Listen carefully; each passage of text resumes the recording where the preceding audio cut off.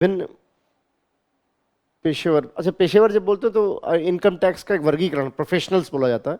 आप देखा होगा आपने कि जॉब का प्रकार देखते समय होता है, सैलरीड है, प्रोफेशनल है, जो विभिन्न पेशेवरों द्वारा दी जाती है, जो विभिन्न पेशेवरों द्वारा दी जाती है, पेशेवरों द्वारा दी जाती है, विभिन्न पेशेवरों द्वारा दी जाती है। उदाहरण के लिए इसके अंतर्गत वित्तीय सेवाएं, इसके अंतर्गत वित्तीय सेवाएं, रियल स्टेट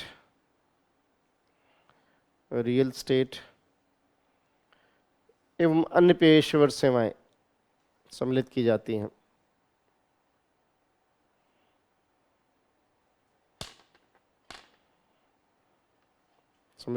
आपके एडवोकेट्स वगैरह इसमें आते हैं।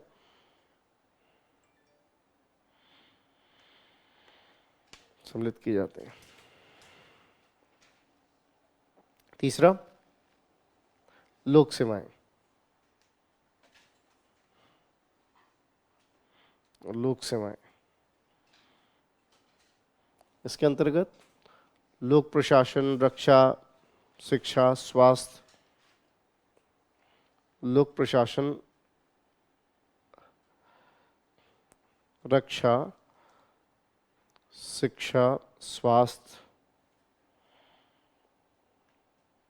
जैसी सेवाएं सम्मिलित की जाती हैं। एक ब्रैकेट में नोट की तरह लिखिए, एक जनरल टेंडेंसी आपको पता होना चाहिए कि एक नोट की तरह की भारत के राष्ट्रीय आय में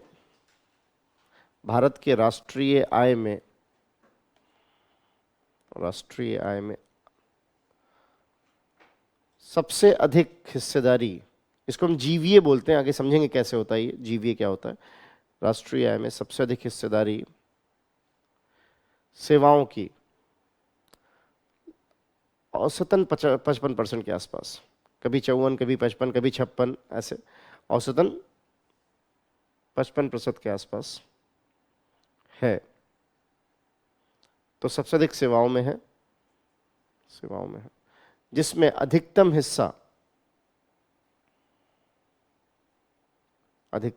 सामान्यतः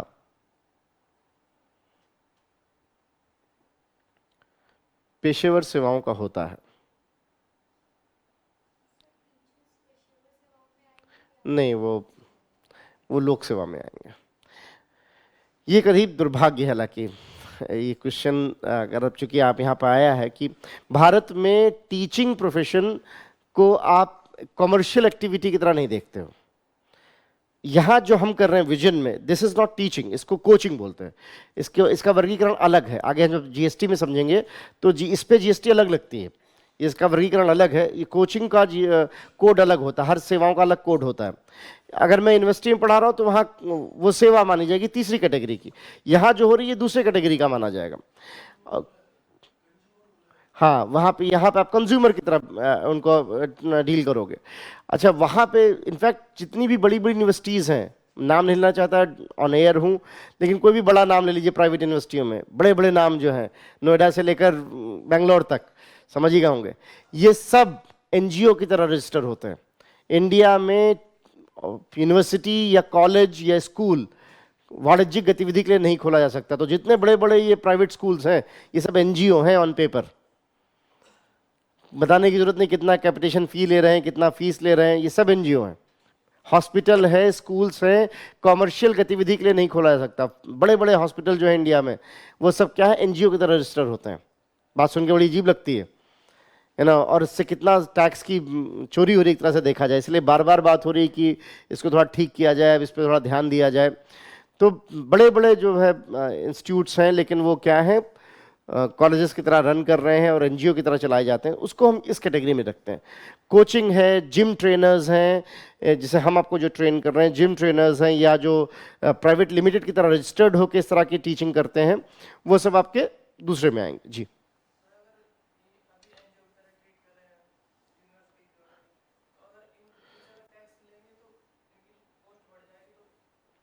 वैसे भी तो कॉस्ट ज़्यादा ही ले रहे हैं, और वो अनअकाउंटेड जा रहा है, ब्लैक मनी में कंट्रीब्यूट हो रहा है, वो ब्लैक मनी में कंट्रीब्यूट हो रहा है। प्रॉब्लम यही है। अब जैसे मैं एक नाम नहीं लूंगा, एक बड़ा स्कूल है दिल्ली का के नाम से बहुत फेमस है वो, बाकी आप समझदार हैं, शायद आप समझ ही गए होंगे, पूरे भारत में वो है, उसकी शाखाएं हैं। आप सोचिए कि उन्होंने ऑन पेपर, अभी अपना उनका ऑडिट रिकॉर्ड आया था, ऑन पेपर उन्होंने मर्सिडीज खरीदी अपने टीचर को पिक एंड ड्रॉप करने के लिए। बताने की जरूरत है, टीचर तो नहीं यूज करता होगा उसको। वो पिक एंड ड्रॉप क्या हो रहा है, एक पर्सनल यूज के लिए आप कर रहे हो, और उससे मिलने वाले जो टैक्सेस थे वो सब में का वो फिर कंसेशन आ गया कि नहीं। तो एक वही बात है कि हम कुछ चीज़ों, देखिए शुरुआत में जब कंसेप्ट लाएगा तब ठीक रहा होगा कि हाँ भाई शिक्षा संस्थान वगैरह ऐसे होने चाहिए, लेकिन कुछ एक लेवल के बाद, कुछ एक टर्नओवर के बाद उनको अनिवार्य रूप से इस तरह की गतिविधि में कन्वर्ट हो जाना चाहिए, नहीं तो दुरुपयोग होगा। और जब स्वस्थ कंपटीशन होगा, ऐसा तो नहीं कि जैसे विजन वगैरह हैं ये प्राइवेट इंस्टीट्यूशन, ऐसा तो नहीं कि बहुत ज़्यादा फीस हो उसकी वजह से हो गई, उनसे तुलना करें तो आप अगर आप, और गुणवत्ता सब, मैं देखिए मैं इस विरोधाभास से बहुत परेशान हूँ, मैं कई बार इसको बोल चुका, और अच्छी बात है कि कम से कम एक मेरे विद्यार्थी ने भी कुछ दिन पहले मुझे बताया, वो PFRDA में है, वो बता रहा था कि सर आप जो कला इसमें कहा करते थे, थैंकफुली हमने वो शुरू कर दिया। आप सोच के देखिए, आप जब पढ़ते नहीं थे तब डिग्री पे डिग्री थी, जब सच में पढ़ाई कर रहे हैं कोई डिग्री नहीं मिल रही। पिछले 4 महीने में जितना पढ़ लिया इतना पिछले 4 साल में नहीं पढ़ा होगा। जब एक्चुअल पढ़ाई करें तो कोई, क्या विरोधाभास, देखिए कितना बड़ा व्यंग है कि जब एक्चुअल पढ़ाई करें तो कोई डिग्री नहीं मिल रही, जब नहीं पढ़ाई करें तो डिग्री पे डिग्री मिल रही थी। कितना बढ़िया, हर साल इतने बच्चे UPSC देते हैं, मेंस लिख रहे हैं 10-20 हज़ार बच्चे, इन 20,000 बच्चों को कोई फॉलोअप नहीं। बहुत टैलेंटेड लॉट है ये, जिसने UPSC मेंस लिख लिया, कुछ छोड़ा कम वक्त ने सिलेबस में, सब तो है, सब तो पढ़ते हो आप। अब सोच के देखिए ये कितना बढ़िया ह्यूमन रिसोर्स है आपके पास, कितना बढ़िया मानव संसाधन है। अगर कोई मैथ्स का एग्जाम पास करके बैंक मैनेजर बने और कोई UPSC मेंस दिया हो वो बैंक मैनेजर बने, तो दूसरा वाला ज्यादा बेहतर बैंक मैनेजर बनेगा। उसको बाकी चीजें भी पता है, उसको इसकी समझ पॉलिटी की भी बेहतर है, ज्योग्राफी की भी बेहतर है, इत्यादि इत्यादि। इसीलिए PFRDA ने शुरू किया कि अगर आपने UPSC मेंस इंटरव्यू दिया हुआ है तो हम आपको सीधे इंटरव्यू के लिए बुलाएंगे। ऐसा कुछ प्राइवेट इंस्टीट्यूशंस को भी शुरू करना चाहिए कि अगर आपने वहां इंटरव्यू दिया तो आप सीधे हमारे मैनेजमेंट के इंटरव्यू में आइए, क्योंकि हमें मालूम है कि आपको बस थोड़ी सी ट्रेनिंग देने की जरूरत है, उसके बाद तो आप में क्षमता भरपूर है। ये डेटाबेस शेयर होना चाहिए। ये हाँ, DOPT अब कर रही, मुझे हमने था PFRDA ने जब उस बच्चे ने फ़ोन किया कि सर आप कहते थे ये हो रहा है, तो क्या पता कल भी आप, मैंने भी 2-4 मिनट पहले जो बात कही, आप कभी फ़ोन करके मुझे बताओ, मेल करके कि सर देखिए हमारे यहाँ ऐसा हो रहा है जैसा आप कह रहे थे। स्वाभाविक है, होना चाहिए, होना चाहिए, तभी आप स्रोतों का सही इस्तेमाल करना बहुत ज़रूरी।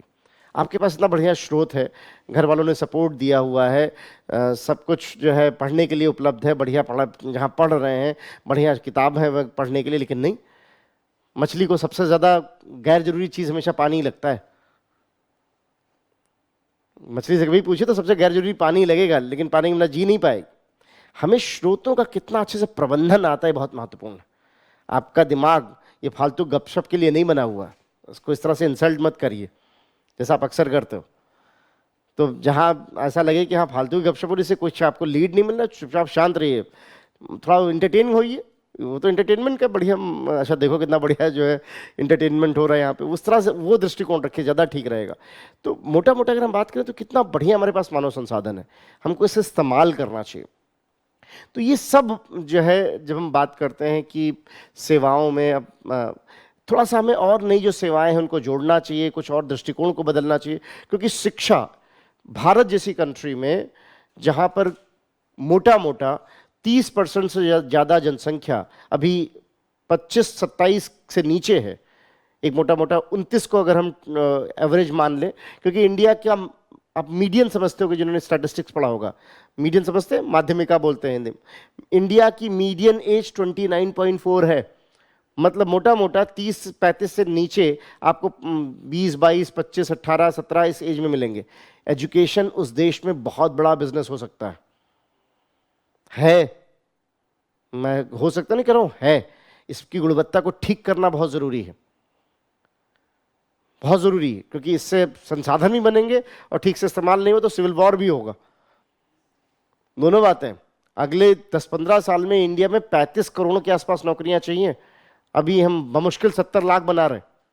अगर इसी स्पीड से चलेंगे तो 70 लाख, हमें बहुत बड़ा गैप क्रिएट होता दिख रहा है। ये सब तब होगा जब शिक्षा ठीक से होगी, कौशल प्रबंधन ठीक से होगा। सब पे और बात करेंगे डिटेल में, लेकिन यहाँ मोटा मोटा आपको समझने की जरूरत है कि जैसा सवाल ये आया था कि शिक्षा को कहाँ रखेंगे। शिक्षा हमारे इसमें आती है जिसको आप कहते हो लोक सेवा के अंतर्गत, ठीक।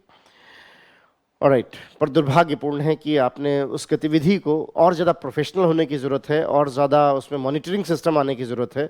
नवा इनोवेशन मुझे आज तक समझ में नहीं आया। विजन पिछले 7-8 साल से काम कर रहा है कि आपको ऑनलाइन आप इवैल्यूएशन कर लेते हो, आपकी कॉपी चेक हो जाती है, ऑनलाइन आप चीज़ों को भेज सकते हो। अब तक किसी यूनिवर्सिटी में सोचा नहीं इस चीज़ को करने को। कभी सोच के देख, क्या रोक रहा है उनको? पैसे की कमी तो है नहीं उनके पास, संसाधनों की कमी भी नहीं, शायद हमसे ज़्यादा टैलेंटेड टीचर्स हैं वहाँ पे ना, वो सब भी है। उसके बाद भी ऐसा क्या? हाँ, इग्न्यू, लेकिन वही एक अकेला नाम ले दे के, वही नाम ले दे के उसको भी आपने अलग थलग कर रखा है, उसको भी मेन धारा में आने नहीं दे रहे हो। दिल्ली यूनिवर्सिटी पक्षपात करता है, अगर आप इग्न्यू से करके तो भले आपके पास जेआरएफ हो। तो वो सब किस लिए? वो क्योंकि ओरिएंटेशन नहीं। मैं तो एक आध यूनिवर्सिटी में शिक्षक को बोल भी देता हूँ कि सर अब तो नोट्स अपडेट कर लो, अभी भी वही पढ़ाए जा रहे हो फ्रांसीसी की सफलता के कारण। बच्चे भी वही चैंपियन ले आते हैं, दुक्की, जो दिल्ली यूनिवर्सिटी वाले समझ रहे होंगे। एक वो हमारे समय में 2 रुपए की आती थी, हम लोग दुक्की बोलते थे उसको। अब तो महंगी आती होगी, 30-40 रुपये, पतली सी आती है, चैंपियन बोलते हैं उसको। आती कि नहीं अभी? है ना, उसमें भी इंपॉर्टेंट लगवा लेते हैं लोग, इसमें भी इंपॉर्टेंट लगा दो सर कि इसमें से क्या पढ़ लें। तो ये तो आप ग्रेजुएशन कर रहे हो, ये अच्छी यूनिवर्सिटीज की हालत है। हर यूनिवर्सिटी का एक वो कुंजी आती है, उसी को पढ़ लो, 5 क्वेश्चन रटे रटाए, वही आंसर लिखना है, हद हो गई, कोई अपग्रेड ही नहीं करना है। और फिर आप सोच रहे हो कि जो है ये बच्चे एक्स्ट्रॉर्डनरी करें, कहाँ से करेंगे जब आप इनोवेट नहीं करोगे? इनोवेट नहीं करो, वही पुराना जो है रिकॉर्ड बजाए जा रहे हैं। जैसे मैं जब विद्यार्थी था तब भी वही नोट्स थे, आज मैं शिक्षक हूँ तब भी वही नोट्स हैं, कोई अंतर नहीं। तो ये जब तक आप नहीं करोगे, इसीलिए बहुत इंपॉर्टेंट है। खैर वो एक अलग विषय है, पर मोटा मोटा ध्यान रखिए कि सेवाओं में शिक्षा इंडिया के लिए बहुत बड़ा पोटेंशियल। स्वास्थ्य है, स्वास्थ्य यूज भी हो रहा है भारत में, विदेशों से 17% का इजाफा है। इसको CAGR बोलते हैं, समझेंगे कि एनुअल ग्रोथ रेट 17% की है मेडिकल टूरिज्म में। हर साल बाहर से लोग आते हैं भारत में चिकित्सा इलाज कराने इत्यादि इत्यादि। शिक्षा में अभी में थोड़ा गुणवत्ता और ठीक करनी होगी। खैर, तो लोक सेवाओं की अगर हम बात करें तो ये हो गया सामान्य सेवाएं, पेशेवर सेवाएं, लोक सेवाएं, ये वर्गीकरण, एक वर्गीकरण हो गया।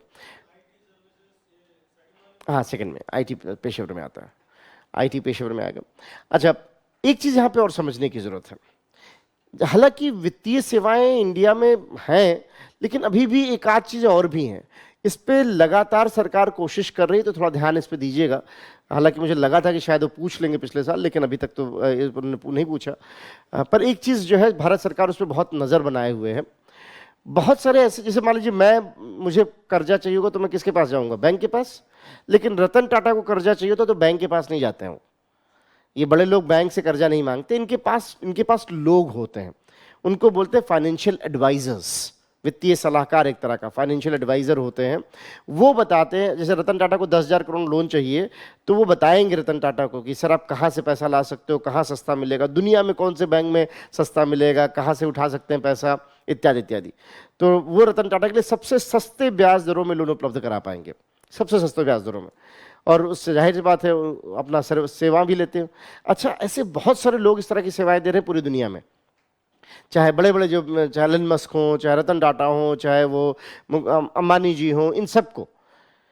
अब ये लोग जो सेवाएं देते हैं ये ज़्यादातर हैं इंडियन, लेकिन ये ऑपरेट कहाँ से करते हैं? लग्जमबर्ग एक जगह है, स्विट्जरलैंड से ये ऑपरेट करते हैं, म्यूनिख से ये ऑपरेट करते हैं, सिंगापुर से ये ऑपरेट करते हैं, लंदन से, है इंडियन। अब ये बड़ा ताज्जुब वाली बात है, क्योंकि इनका एक ग्रुप है। तो वित्त मंत्री को जब पता चला कि यार ये लोग हैं इंडियन और सब जो है कंप्यूटर का काम है इनका, तो ये वहाँ लंदन क्यों बैठे हुए हैं या वहाँ क्यों बैठे हुए, इंडिया से क्यों नहीं ऑपरेट कर रहे? क्या चीज़ है जिनको रोक रही है? तो इनसे बात की गई। इनफैक्ट मैं फिर कहूँगा, देखिए नौकरशाही का एक बहुत बड़ा काम, और आने वाले टाइम में काम और बढ़ेगा, कि कैसे सरकार के लिए राजस्व जुटाए। सबसे पहले तो जरूरी कैसे स्रोतों का बेहतर प्रबंधन करें। प्लीज, हमें राजनीतिक विश्लेषक नहीं चाहिए, और ये बात आप क्वेश्चन जितना देखोगे उतना, इसलिए आपको पहले दिन कहा था कि इसको लिख लीजिएगा कहीं कि मैं यहाँ इम्तिहान देने आया हूँ। आप जो है, आपको लगता है कि बस सारी राजनीतिक सवाल आते कितने हैं, कभी उठा के पेपर देखिए तो आपको लगेगा ये तो पहला पेज तो पढ़ने लायक है ही नहीं न्यूज़पेपर का, ध्यान से देखें तो अधिकांशतः तो पहले पेज में से कोई न्यूज़ होती ही नहीं है जिसको आप जो है बहुत ज़्यादा एक्सेप्ट द हेडलाइन, वो तो जरूरी है ही है।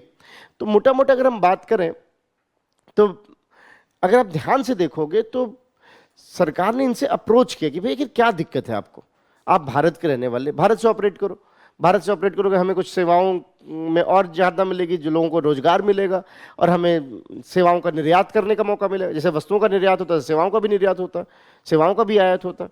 अभी रतन टाटा वहाँ से लंदन से मंगाए तो सेवाओं का आयात हुआ, और यहाँ का आदमी वॉरेन बफेट को दे, एलन मस्क को दे तो सेवाओं का निर्यात हुआ। तो हमने उनसे बात की, उनके चैम्बर से, चैम्बर मतलब ग्रुप, कि भाई क्या रीज़न है, आप वहाँ क्यों, इंडिया क्यों नहीं आ रहे हो। तो उन सब ने बताया कि आप टैक्स बहुत ज़्यादा ले रहे हो। तो सरकार ने अभी उनको ऑफर दिया कि टैक्स में थोड़ी कमी करते हैं, क्योंकि कुछ नहीं आ रहा तो उससे तो बढ़िया टैक्स थोड़ा कम करके आए तो आप आओगे तो 20 और नौकरियां पैदा होंगी भाई, जहाँ ऑफिस खोलोगे, जहाँ लगाओगे, आपको इलेक्ट्रिशियन चाहिए होगा, आपको मैकेनिक चाहिए होगा, आपको जो है चाय वाला जॉब्स बनेंगी। तो उनसे ऑफर दिया गया कि आप इंडिया आओ, इंडिया से ऑपरेट करो, हम आपको तमाम छूट देंगे टैक्स में, इनकम टैक्स में, आयकर में छूट दिया जाएगा, बशर्ते आप कुछ नियमों को मानो। कुछ चीज़ों को अगर आप मानते हैं तो आप यहाँ इंडिया से ऑपरेट करिए। तो काफ़ी दिख रहा है कि उन लोगों ने काफ़ी जो है उत्साह दिखाया है। इसको नाम दिया गया सेफ हार्बर रूल। हार्बर बोलते ना जहाँ पर आप उतरते हो जहाज से, तो कहा गया आप आओ इंडिया में, घर वापस आओ, यहाँ से ऑपरेट करो, हम आपको तमाम सुविधाएं देंगे। इसको नाम दिया गया सेफ हार्बर रूल, और वो आ भी रहे हैं। अच्छी खबर है कि तमाम लोग इंडिया आ रहे हैं, इंडिया से ऑपरेट करने की कोशिश करेंगे। इससे हमें दो फायदे होंगे, एक तो ये कि जो है हमारे पास अपने रोजगार भी बढ़ेंगे, निर्यात बढ़ेगा, और साथ ही थोड़ा एक्सपर्टीज़ भी बढ़ेगी। जैसे अगर मान लीजिए कोई इस तरह का काम करता है रतन टाटा के लिए, तो वो काम थोड़ा छोटे सेक्टर के लिए भी किया जा सकता है। कोई 20, 25, 50 करोड़ की कंपनी है, वो भी तो चाहेगी कि हमें सस्ते में लोन मिल जाए। तो उससे क्या होगा, हमारी सेवाओं की गुणवत्ता बढ़ेगी। तो बड़ी अच्छी शुरुआत है। इनफैक्ट आपने शायद सुना हो न्यूज़पेपर में, अहमदाबाद के पास एक शहर बनाया गया गिफ्ट सिटी, सुना? गिफ्ट सिटी का काम यही है, वो वित्तीय सेवाओं से जुड़ा रहेगा। उसमें तमाम देशों के दूतावास बनाए जा रहे हैं, वित्तीय दूतावास इत्यादि इत्यादि। तो काफ़ी कुछ किया जा रहा है ताकि हम उनको आकर्षित कर पाएँ, वो आएँ, इंडिया से ऑपरेट करें आसानी से, अगर लोन उपलब्ध होता है। अच्छा, वहाँ से उनको एक्सपर्टीज़ भी है, कहाँ कहाँ लोन मिल पाएगा। अब मान लीजिए मुझे लोन चाहिए मकान के लिए, और मुझे यहाँ SBI 7% पे दे रहा है, और HSBC बैंक को कोई मुझे 3% में दिलवा दे गारंटी लेके मेरी, और 1% अपना भी ले भी, तो भी मैं फायदे में हूँ। मैं क्यों नहीं चाहूँगा कि मुझे वहाँ से लोन मिले। तो ये सब चीज़ें, इससे व्यवसाय और बेहतर होता है, और जितना बेहतर व्यवसाय होगा, जितना आर्थिक गतिविधियाँ बढ़ेंगी, आप जानते हो, उतना ज़्यादा लोगों के रोजगार और जीवन स्तर उतना बेहतर। तो ये सब किया जा रहा है, जिसको आप बोल रहे हो कि क्या है, इसको नाम दिया गया सेफ हार्बर रूल। इसको भारत सरकार एक पोटेंशियल चैंपियन सेक्टर के रूप में देख रही। हम 2-3 जगहों को चिन्हित करके हमेशा रखते हैं। जैसे आप अगर क्रिकेट फॉलो कर रहे हो तो रोहित शर्मा ने खुद बॉलिंग क्यों की, ये कंफ्यूज करने के लिए न्यूजीलैंड को कि भाई मैं भी बॉलिंग कर लेता हूँ, विकेट ले सकता हूँ, विराट कोहली विकेट ले सकता है, ताकि आप जब अपनी प्लानिंग करिए तो इनको भी रखिए। एक वो होता ना कि एक एक्स्ट्रा एडवांटेज। भारत सरकार हमेशा कुछ सेक्टर्स को चिन्हित करती है कि यार यहाँ पे हम थोड़ा और मेहनत करके और बेहतर कर सकते हैं। आप कहीं भी हो, बेहतर होने की गुंजाइश हमेशा रहती है। अभी इंडिया के पास तो बहुत है। तो इसको चैंपियन सेक्टर, जैसे आप भी तैयारी में कुछ चैंपियन सेक्टर देखिए कि ये क्वेश्चन तो मेरे आसानी से बन जाते हैं। हमेशा कहता हूँ इन्वायरमेंट एक चैंपियन सेक्टर है, अक्सर आप उसको हल्के में ले लेते हो कि अच्छा देख लेंगे पीटी के पहले तैयारी। इन्वायरमेंट एक ऐसा सेक्शन है जो चैंपियन सेक्टर है, क्वेश्चन बढ़ रहे हैं दिन ब दिन। इकोनॉमिक्स भी चैंपियन सेक्टर है, क्वेश्चंस बढ़ रहे हैं दिन ब दिन, और आप आसानी से डील कर पाते हो बशर्ते कुछ चीज़ों पे ध्यान दिया जाए तो मोटा मोटा अगर हम बात करें, इसको कहा गया सेफ हार्बर रूल। तो ये मैं चाहता था कि थोड़ा सा इसको लिख लीजिए, क्योंकि अभी भी संभावना बनी हुई है इस सवाल के पूछे जाने की। 2021 वाले इकोनॉमिक सर्वे में काफ़ी डिटेल में से पूरा एक पेज में लिखा था उन्होंने, सेफ हार्बर रूल क्या, क्यों, इसकी उपयोगिता क्यों। यहीं पे लिख लीजिए आप, सेवाओं में ही। भारत में सेवाओं के संदर्भ में एक संभावित, एक नोट की तरह, भारत में सेवाओं के संदर्भ में एक संभावित सेक्टर के रूप में, एक संभावित सेक्टर के रूप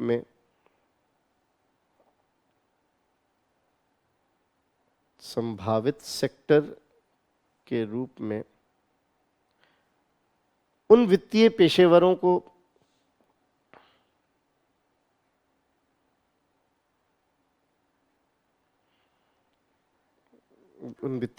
को चिन्हित किया जा रहा है जो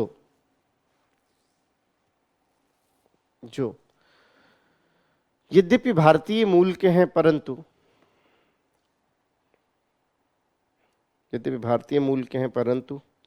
अन्य देशों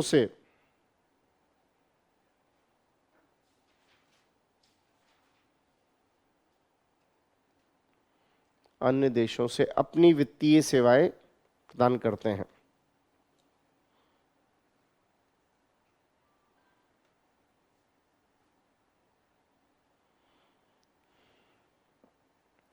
यदि वे ये सेवाएं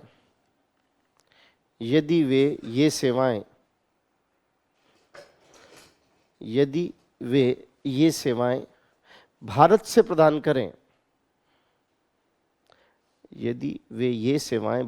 प्रदान करें, तो न सिर्फ सेवा निर्यात में बढ़ोतरी होगी,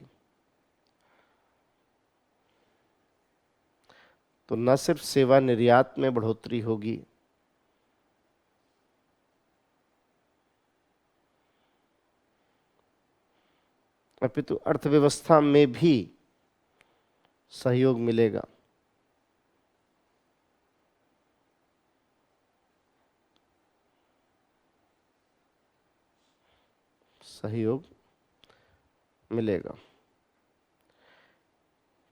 यही कारण है कि इसे एक चैंपियन सेक्टर के रूप में चिन्हित किया गया है।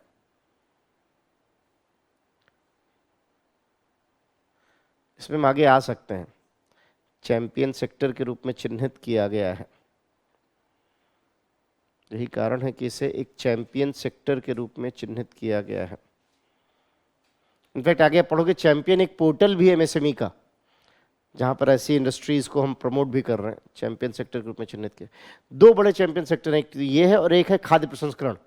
बहुत स्कोप है इंडिया में खाद्य प्रसंस्करण में। खाद्य प्रसंस्करण एक ऐसा सेक्टर है जहां पर अगर हम ठीक से काम करें तो हम पूरी दुनिया को खाना खिला सकते हैं, पूरी दुनिया को अच्छा खाना भी खिला सकते हैं और अच्छा स्रोत भी पाएंगे निसंदेह। अब सोच के देखिए कितना अजीब बात है, भारत का टमाटर यहाँ से यूरोप जाता है, वहाँ उसकी प्योरी बनाई जाती है और वो प्योरी आप यहाँ इंपोर्ट करके खा रहे हो। आप ही का टमाटर महंगे में आपको बेचा जा रहा है। तो ये बहुत जरूरी कि हम अपने खाद्य उसको भी चैंपियन सेक्टर, चैंपियन बोला जाता है कि मतलब जहाँ संभावनाएं हैं, जो आगे कर सकते हैं, एक चैंपियन सेक्टर के रूप में देखा जा रहा है। इन पेशेवरों को आकर्षित करने हेतु आयकर में छूट दिए जाने के प्रावधान को, इन पेशेवरों को आकर्षित करने हेतु आयकर में छूट दिए जाने के प्रावधान को, आयकर में छूट दिए जाने के प्रावधान को, छूट दिए जाने के प्रावधान को safe harbour rule, safe harbour rule कहा जा रहा है।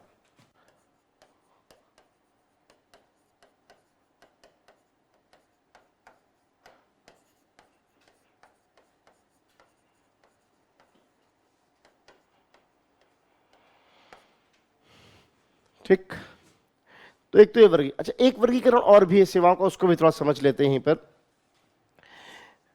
अगर हम सेवा के क्षेत्र में आयात निर्यात को देखें, सेवाओं का एक वर्गीकरण WTO भी करता है। अगर हम सेवा के क्षेत्र में आयात निर्यात को देखें तो वो क्या हो सकता है, उसमें हम कहते हैं एक तो मोड 1 सेवाएं, mode 1, mode 2, mode 3, mode 4। Mode 1 के अंतर्गत पहले सुनते हैं, मोड 1 के अंतर्गत वो सेवाएं आएंगी जहां पर कोई सेवा प्रदाता जो सर्विसेज दे रहा है, सेवा प्रदाता अपने घर में रहे और सेवा ग्राहक अपने देश में रहे। सेवा प्रदाता अपने देश में, सेवा ग्राहक अपने देश में, और तकनीकी के माध्यम से सेवाएं दी जा रही हो, जैसे कि BPO sector. I am sure आप सभी जानते हो, लेकिन बीपीओ सेक्टर किसको बोलते हैं मैं जरा बताना जरूरी समझूंगा। कि आपने देखा होगा कि आप जो है, आपको कोई अपने सिम में दिक्कत होती है, फोन में दिक्कत होती है, आप कॉल सेंटर को फोन करते हो। बैंक का कोई दिक्कत हो, कॉल सेंटर को फोन करते हो। अमेरिका के लोग अगर अपने किसी बैंक वाले को फ़ोन करेंगे तो वो कहाँ करते हैं, अमेरिका में, मान लीजिए अमेरिकन एक्सप्रेस है, बैंक ऑफ अमेरिका है, वो क्या करते हैं, उन्होंने ये काम आउटसोर्स किया हुआ। आउटसोर्स का मतलब किसी और को देना। आउटसोर्स, देखिए मैं जब शब्द बता रहा हूँ तो प्लीज़ ये मत समझिएगा मैं आपको बच्चों के साथ ट्रीट कर रहा हूँ, बार बार कह रहा हूँ, क्योंकि हो सकता है कुछ लोगों को शब्द ना पता हो, पहली बार सुन रहे हो, तो एक आध बार सुन लेंगे तो रिजाइड कर जाएगा उनके मन में। सो आउटसोर्स करने तो किसी को देना। तो अब वो क्या करते हैं, जैसे बैंक ऑफ अमेरिका अगर अपना कॉल सेंटर अमेरिका में बनाएगा तो महंगा पड़ेगा, तो वो क्या करते हैं, इसको देते हैं इंडिया में। अब वहाँ पे मान लीजिए कोई अमेरिका का ग्राहक है, उसने अपने बैंक को फ़ोन किया, तो वो कॉल को पैच कर देंगे इंडिया, और यहाँ पे इंडिया में कॉल सेंटर में बैठे लोग उनके सवाल का जवाब देंगे, डेटा का इत्यादि इत्यादि, वो इंडिया से करते हैं, वहीं पे जो है उनको सेवाएं दी जाती। तो आप बैठे हो अपने देश में, वो बैठे हैं अपने देश में, तो सेवा प्रदाता अपने देश में, सेवा ग्राहक अपने देश में, और तकनीकी के माध्यम से सेवाएं दी जाए। ये पूरा गुड़गांव इसी का बना हुआ है। BPO sector, Noida BPO sector है, तमाम आईटी सॉल्यूशंस हैं, बीपीओ सेक्टर्स हैं, आईटी सॉल्यूशंस हैं। अब तो केपीओ भी आ रहे हैं धीरे धीरे, अब फ्रीलांसर का भी दौर बढ़ रहा है तेजी से, केपीओ भी आ रहा है। बहुत सारे ऐसे ऑर्गेनाइजेशन हैं वो कांटेक्ट कर रहे हैं कि सर आप मान लीजिए हमारे पास इकोनॉमिक्स से कोई क्वेश्चन आता है और हम हमारे जो एक्सपर्ट जवाब नहीं दे पा रहे, तो हम आपको कॉल पैच कर देंगे, आप जवाब दे दीजिएगा, और ईच क्वेश्चन इतना आपको तो पेमेंट हो जाएगा। ये सब चल रहा है, इसको बोला नॉलेज प्रोसेसिंग यूनिट, केपीओ। सो और जो है बीपीओ है, केपीओ, सब बहुत तेजी से आ रहे हैं।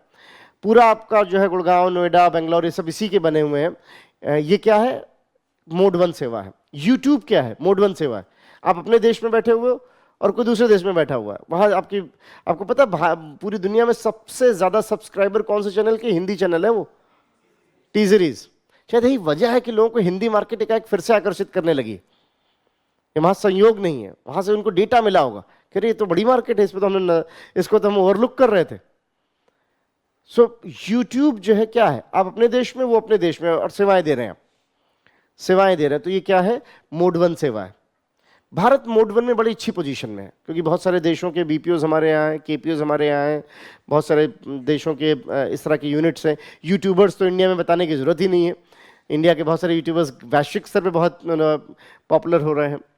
हालांकि यूट्यूब की जो नई पॉलिसी, उससे थोड़ा नुकसान होता दिखेगा कुछ लोगों को, क्योंकि यूट्यूब ने भी नई पॉलिसी बनाई है कि जो भी यूट्यूब में कंटेंट है उसकी प्रोडक्टिविटी देखी जाएगी, सिर्फ क्लिक बेट नहीं देखा जाएगा।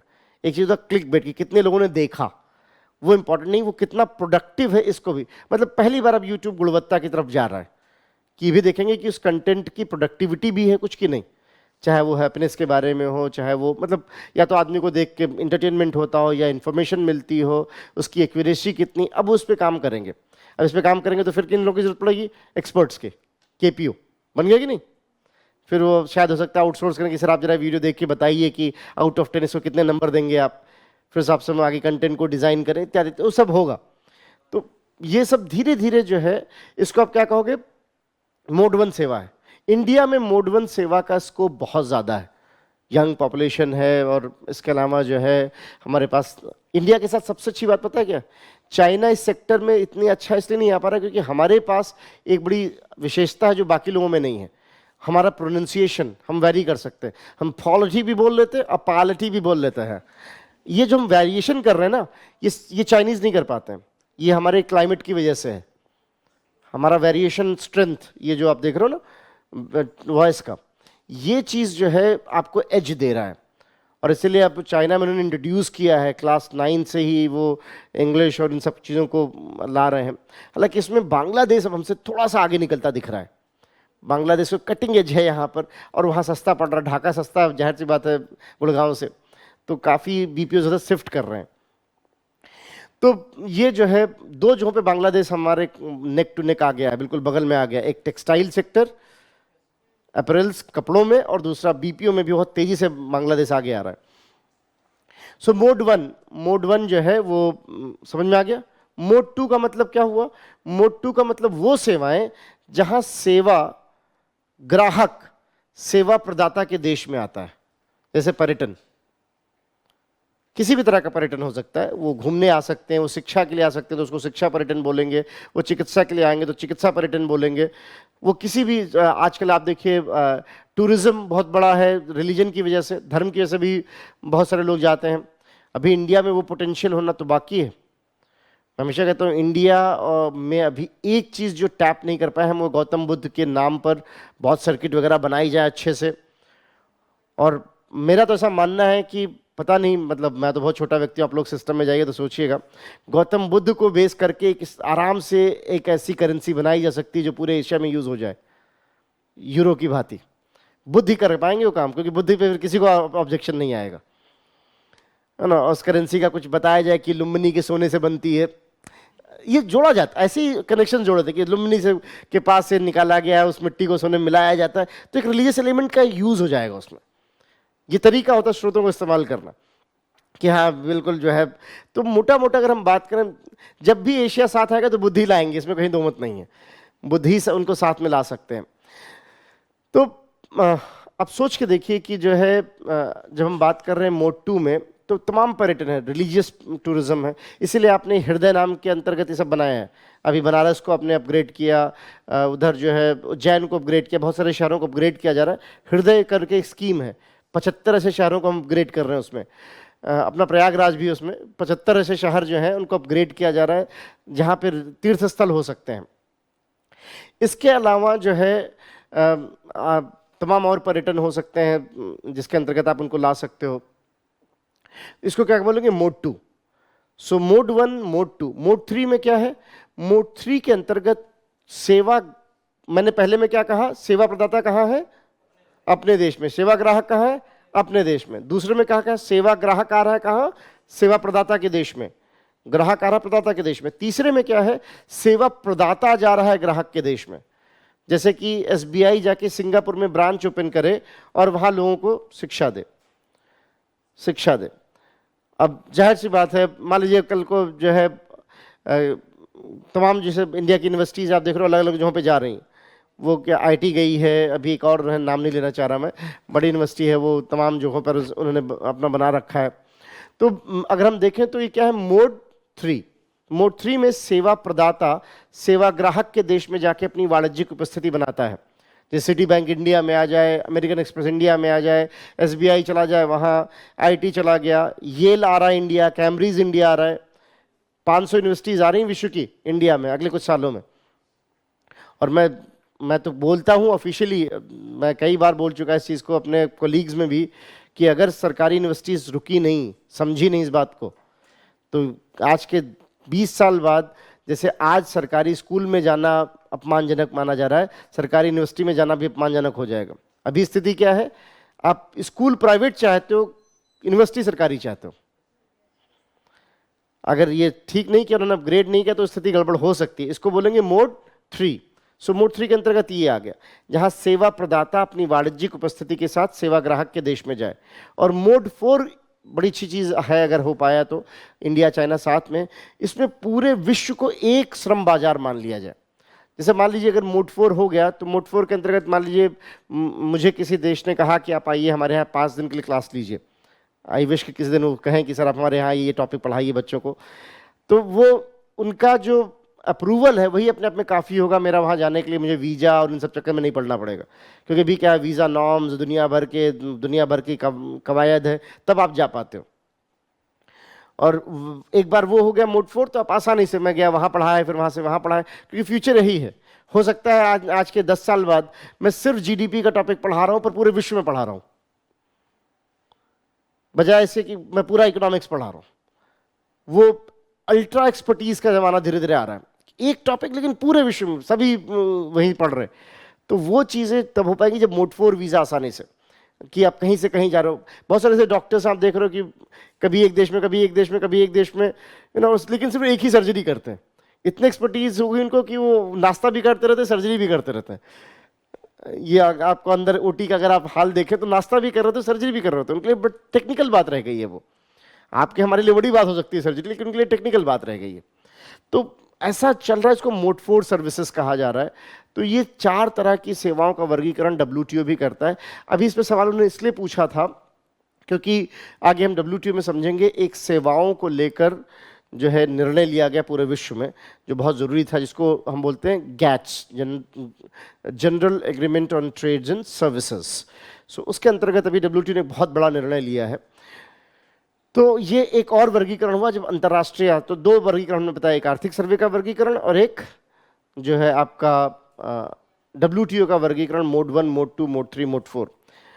एक छोटा सा ब्रेक लेते हैं यहाँ पर, ब्रेक के उस तरफ आएंगे, फिर इसको लिखेंगे और फिर आगे बढ़ेंगे कि और क्या बातें हैं, क्या उसके डायमेंशन इत्यादि। अलग अलग जगहों पे जा सकते हैं, वो अपने आप में ही काफी होगा। नहीं नहीं, वो अलग अलग जहां रहे तभी, अगर टेक्नोलॉजी से आएंगे तो मोड 1 हो जाएगा।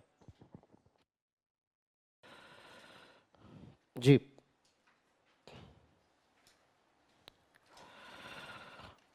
कुछ पूछना है किसी को?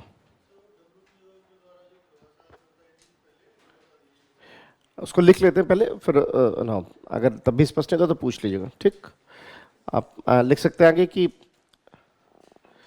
हमने लिख लिया सेवाओं को 3 प्रकार से। आगे लिख सकते हैं कि सेवाओं का एक वर्गीकरण आयात निर्यात के संदर्भ में, सेवाओं का एक वर्गीकरण आयात निर्यात के संदर्भ में, आयात निर्यात के संदर्भ में विश्व व्यापार संगठन द्वारा, निर्यात के संदर्भ में विश्व व्यापार संगठन द्वारा,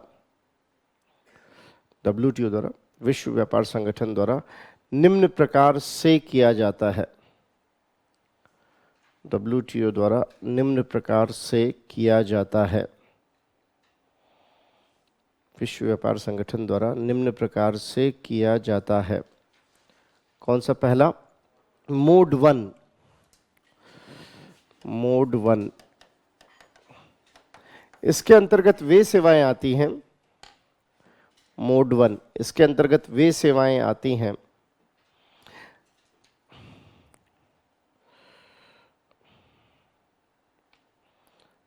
इसके अंतर्गत वे सेवाएं आती हैं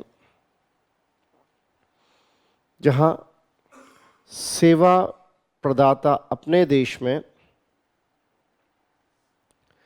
सेवा प्रदाता अपने देश में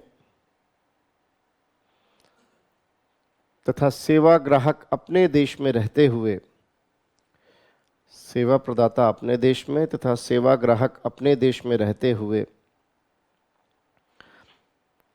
तकनीकी के माध्यम से, तकनीक के माध्यम से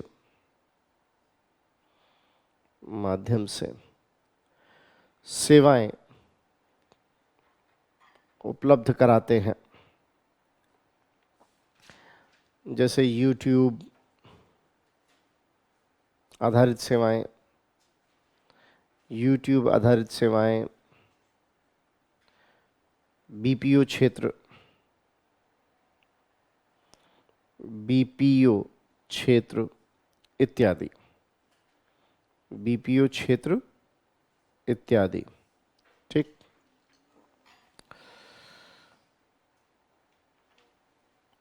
अगला लिख सकते हैं आपकी, अच्छा यहाँ पे चाहे तो एक चीज और लिख सकते हैं कि ये ब्रैकेट में लिख लीजिए कि WTO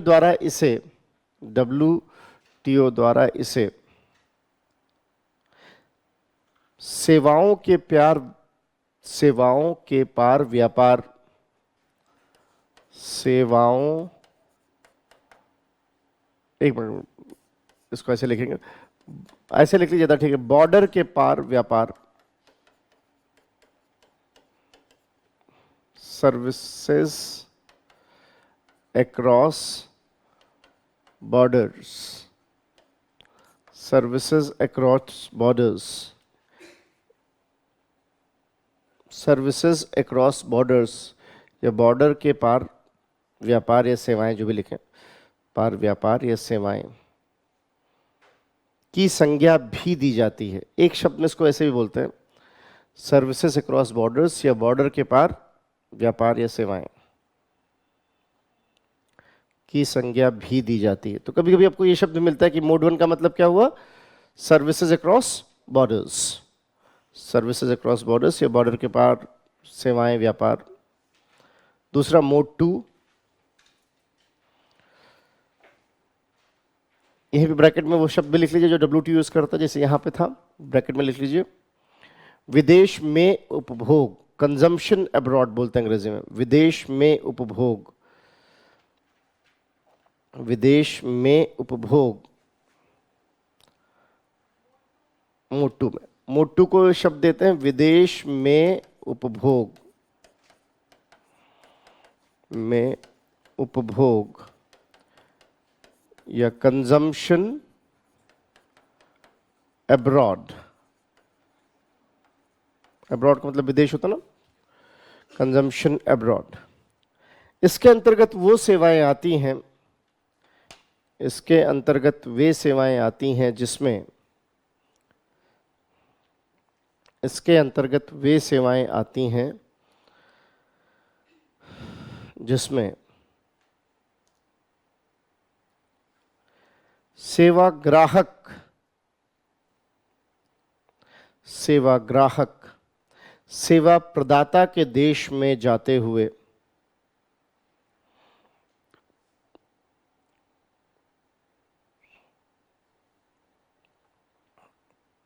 सेवाएं ग्रहण करता है,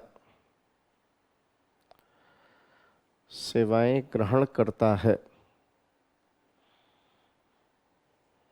सेवाएं ग्रहण करता है, जैसे विभिन्न प्रकार के पर्यटन,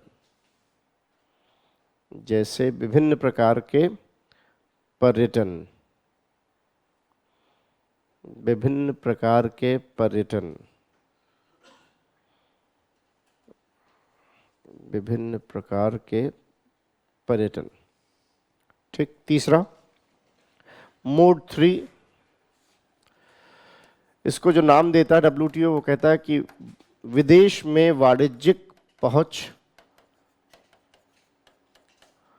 वाणिज्यिक पहुंच, कॉमर्शियल प्रेजेंस, कॉमर्शियल प्रेजेंस, विदेश में वाणिज्यिक पहुंच। ये वन लाइनर टर्म कई बार मैच के लिए आ सकते हैं कि हाँ इसमें से कौन क्या है, वाणिज्यिक पहुंच। इसके अंतर्गत, इसके अंतर्गत विदेश में, इसके अंतर्गत कौन जा रहा है अब, सेवा प्रदाता, वेरी गुड, सेवा प्रदाता सेवा ग्राहक के देश में जाते हुए,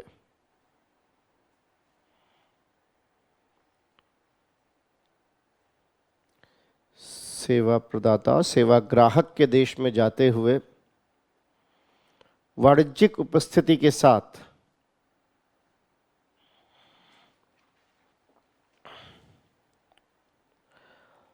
सेवाएं सुनिश्चित करता है,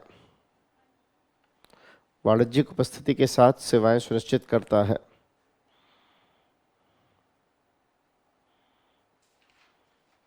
जैसे IIT का दूसरे देश में होना, IIT का दूसरे देश में होना, दूसरे देशों में तो कई सारे देशों में, दूसरे देशों में होना,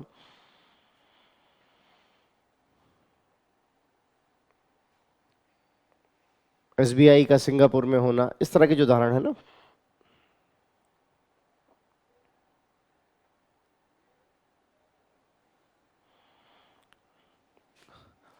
अगला है मोड फोर। मोड फोर,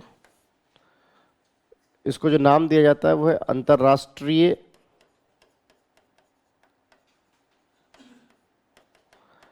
श्रम आवागमन,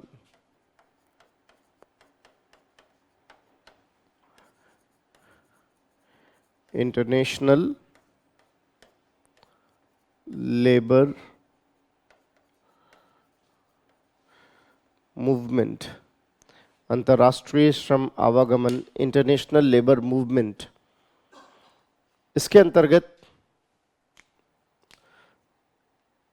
अंतर्राष्ट्रीय श्रम आवागमन, इंटरनेशनल लेबर मूवमेंट, इसके अंतर्गत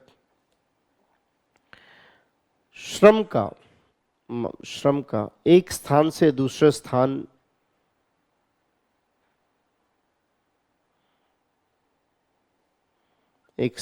दूसरे स्थान पर सुगम आवागमन सुनिश्चित किया जाता है।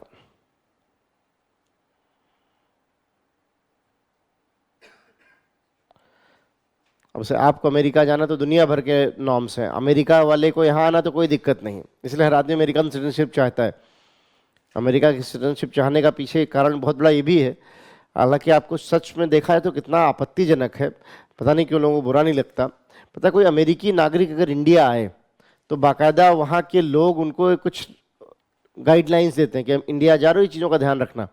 उसमें क्या क्या लिखा होता है सोचिए, यहाँ तक लिखा होता है लोकल पुलिस पे भरोसा मत करना, ये कुछ एसओएस नंबर्स हैं, एसओएस नंबर समझते हैं ना, आपातकालीन नंबर, ये एसओएस नंबर है, और किसी भी तरीके से एम्बेसी पहुंचना, उनको मतलब बाकायदा रिस्ट्रिक्शन होती है, कुछ भी गड़बड़ हो तुरंत एम्बेसी पहुंचो किसी भी तरीके से, बाकी हम देख लेंगे।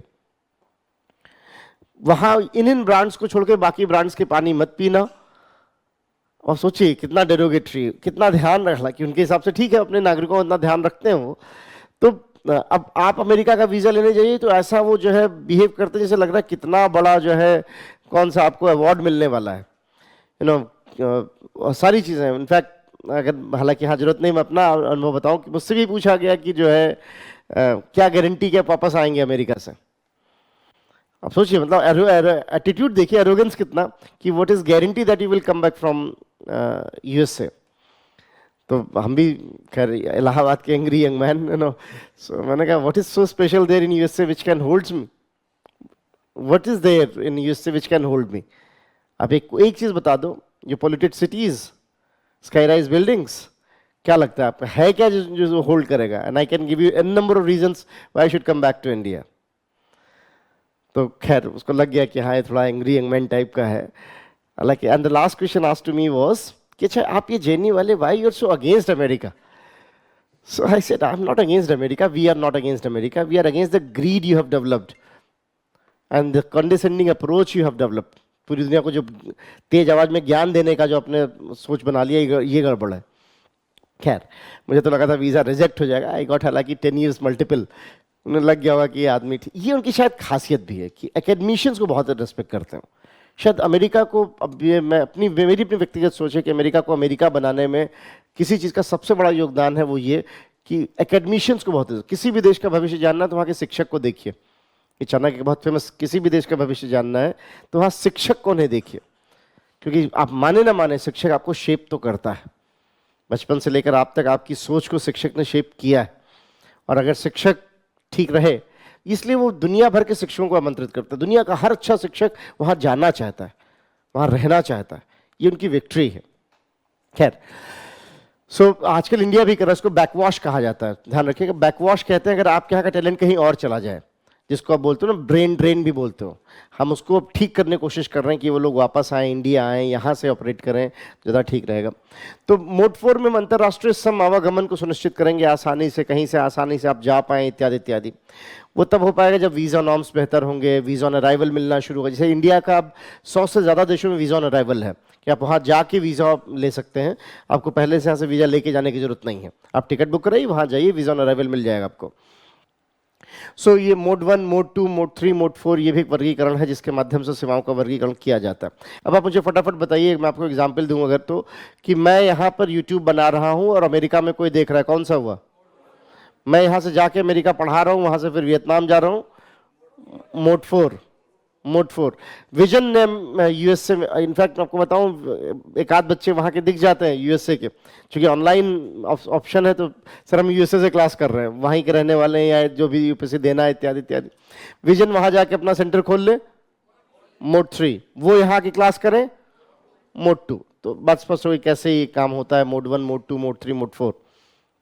ठीक, तो ये वर्गीकरण है। और इंडिया चूंकि सेवाओं में, देखिए सेवा हमारा स्ट्रेंथ है, सेवा क्षेत्र हमारा स्ट्रेंथ है, मैंने अभी आपको बताया कि ज़्यादा हिस्सा वहाँ से आता है। इंडिया में और पोटेंशियल है सेवा में आगे ले जाने का। जैसे एक आध चीज़ और है जहाँ हम इंडिया सोच सकते हैं, आजकल पूरी दुनिया में एक नया तरह का टूरिज्म चल रहा है, चाइना उसमें काफ़ी आगे है, इंडिया ने भी अब थोड़ी पहचान बनाने की कोशिश की है। उसको नाम दिया था माइस टूरिज्म। जैसे G20 वाला जो काम करा जा रहा है वो उसी तहत है। माइस टूरिज्म क्या होता है, आप जानते हो जो बड़े बड़े ऑर्गेनाइजेशंस होते हैं वो अपनी मीटिंग क्या करते हैं, हर एक बड़े ऑर्गेनाइजेशन की एक जनरल बॉडी मीटिंग होती है, GBM बोलते हैं, साल में 2-3 बार, जहाँ पर सभी शेयर धारक आते हैं, बड़े मतलब अब जो रतन टाटा अगर मतलब टाटा ग्रुप की मीटिंग होगी तो हजारों की तादाद में लोग रहेंगे। अब ऐसे में वो क्या करते हैं, किसी बड़े स्टेडियम को बुक कर लिया, किसी बड़ी जगह पे किसी दूसरे देश चले गए, है ना, उसी बहाने थोड़ा घूम फिर लेते हैं। चाइना ने बाकायदा ऐसे बड़े बड़े सिंपोजियम बना रखे हैं, वहां पर वो क्या है, आप जाइए मीटिंग करिए। अच्छा, 2 तरह के पर्यटक आते हैं, ध्यान रखिएगा। एक वो पर्यटक आता है जिसके पास पैसा कम है, तो आएगा यहाँ पहाड़गंज में रहेगा, फिर यहाँ से ट्रेन पकड़ के जाएगा आगरा घूमने, मथुरा घूमने, पैसा संभाल के खर्च करेगा। एक पर्यटक आता है जो मीटिंग करने आया है इंडिया, वो 5 दिन तो काम करता और रहेगा रेडिसन में, और उसका 2 दिन वो रिवेंज शॉपिंग करता है, इसको बोलते हैं बदला लेने की शॉपिंग। कुछ खरीद रहा, कुछ भी खरीद रहा होता है, उसको मतलब नहीं है, पैसे खर्च करने से मतलब है सोविनियर्स खरीदना, सोविनियर समझते हैं ना, लोग ले जाते हैं इंडिया से लाए थे तुम्हारे लिए इत्यादि इत्यादि, सोविनियर खरीदना, ये वो। जयपुर सोविनियर की कितनी बड़ी मार्केट है, आप सोचिए, कटुल्ली लोग खरीद के ले जाते हैं कहाँ कहाँ। तो ये जो है इनको रिवेंज शॉपिंग कहा जाता है। ये जो कॉर्पोरेट वाले जो पर्यटक आते हैं ना, ये अच्छा आपके लिए कारोबार लेके आते हैं, स्थानीय उत्पादों को प्रोत्साहित किया जाए अगर सही तरीके से तो ये जो माइस टूरिज्म में ये मीटिंग का जो कंसेप्ट है, जिसमें जहाँ पे हजारों लोग आते हैं मीटिंग करने, तो सोचिए कितना आपके लिए हाँ पर्यटन बढ़ा। ऐसे ही जो है इंसेंटिव्स में भी होता है, कई बार आजकल जो बड़ी कंपनियां हैं, बहुराष्ट्रीय कंपनियां हैं, वो अपने कर्मचारियों को हॉलिडे पैकेजेस देती है कि आप फला जहाँ जाइए, घूम के आइए परिवार के साथ इत्यादि इत्यादि। या कॉन्फ्रेंस हो रही है कोई, या कोई प्रदर्शनी लग रही है, एग्जीबिशन है। अब देखिए ऑटो एक्सपो, कहाँ कहाँ से लोग आते हैं, वो 5-7 दिन आपका नोएडा, ग्रेटर नोएडा का गाला टाइम होता है, आजकल तमाम एक्सपो हो रहे हैं। तो इन सब के लिए हमें जगह चाहिए। अब देखिए आपको ऑटो एक्सपो आप दिल्ली में नहीं करा पाते, तो जगह नहीं मिलती, तो आप कहाँ करा रहे हो, ग्रेटर नोएडा करा रहे हो, काफ़ी जगह है, पार्किंग प्रॉपर है, लॉजिस्टिक्स ठीक है, माल ढुलाई अच्छे से हो जाती है, दुनिया भर की उसमें जो है गाड़ियाँ आती हैं इत्यादि इत्यादि। आई होप ऑटो एक्सपो जानते हो आप, सुना होगा इसके बारे में, गाड़ियों का बहुत बड़ा मेला लगता है। इन सब का पर्यटन भी बहुत बड़ा सेक्टर है। इसीलिए अगर आप देखें तो ये G20 मंडपम को जो हमने ओपन किया है, एक पर्पस ये भी है। साथ ही अगर आपको ध्यान हो तो प्रधानमंत्री जी जहां भी जा रहे हैं, वहां के लोगों से जब मिल रहे हैं, जहां जो भारतीय हैं, उनको क्या कहा था, डायस्पोरा, आप जानते हो इसको, डायस्पोरा। तो वहां के डायस्पोरा से जब मिल रहे हैं तो सबसे निवेदन कर रहे हैं कि हर एक आदमी कम से कम 5 लोगों को भारत भेजे, कम से कम 5। उन्होंने कई जगहों पे रिक्वेस्ट किया कि आप अपने यहाँ से कम 5 लोगों को इंडिया भेजिए देखने के लिए। जो भी चीज़ हो सकती है, वो दर्शनीय स्थल हो सकता है, वो तीर्थ स्थल हो सकता है, वो वैसे ही घूमने की जगह हो सकती है। उससे क्या होगा, हमारे यहाँ टूरिज्म बढ़ेगा, टूरिज्म बढ़ेगा। तो कोशिश की जा रही है कि माइस के माध्यम से, इसलिए माइस टूरिज्म पर हमने मोटा मोटा एक सवाल भी देखा मेंस में, हालांकि सीधे सीधे माइस नहीं यूज़ किया था, उन्होंने आपसे उम्मीद जाननी चाहिए थी कि कहाँ कहाँ हमारे पास और विस्तारण हो सकता है। तो माइस टूरिज्म इंडिया में एक बड़ा अच्छा पोटेंशियल दिख रहा है, क्योंकि इंडिया में आप मीटिंग्स के लिए, चाइना में है, आप पेकिंग जाइए, बीजिंग जिसको आप उधर आप गोंगजाओ जाइए, तो बड़े बड़े उन्होंने सेंटर्स बना रखे हैं, आप जाइए वहाँ मीटिंग करिए, उसके बाद शॉपिंग करिए इत्यादि इत्यादि। इंडिया को भी ऐसा करना होगा, और आपको सोवेनियर अपने उत्पाद जो हैं, बहुत सारे उत्पाद हैं जो आप वहाँ पे जाहिर सी बात है उसको डिस्प्ले कर सकते हो। अब आप जैसे मान लीजिए रेलवे स्टेशन पे ही है, आप एयरपोर्ट्स पे भी है, ट्राइबल उत्पाद बहुत सारे ऐसे हैं जिनको हम शोकेस कर पाएंगे, पूरी दुनिया उसके लिए मार्केट हो सकती है। ट्राइबल उत्पाद जो तमाम हैं, दुनिया उसके लिए मार्केट हो सकती है।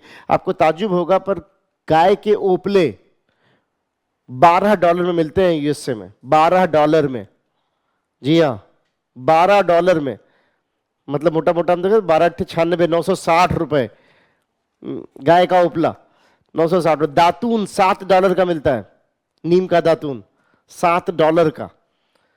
अब सोच के देखिए, अगर हम इस सब का व्यापार बना पाए कुछ, तो ये हमें इनकैश करना। अभी क्या होगा, बिचौलिए पैसा खा रहे हैं, अगर हम इसको थोड़ा और व्यवस्थित कर पाए तो टूरिज्म का सबसे बड़ा फायदा था कि स्थानीय उत्पादों की बाजार भी बनती है।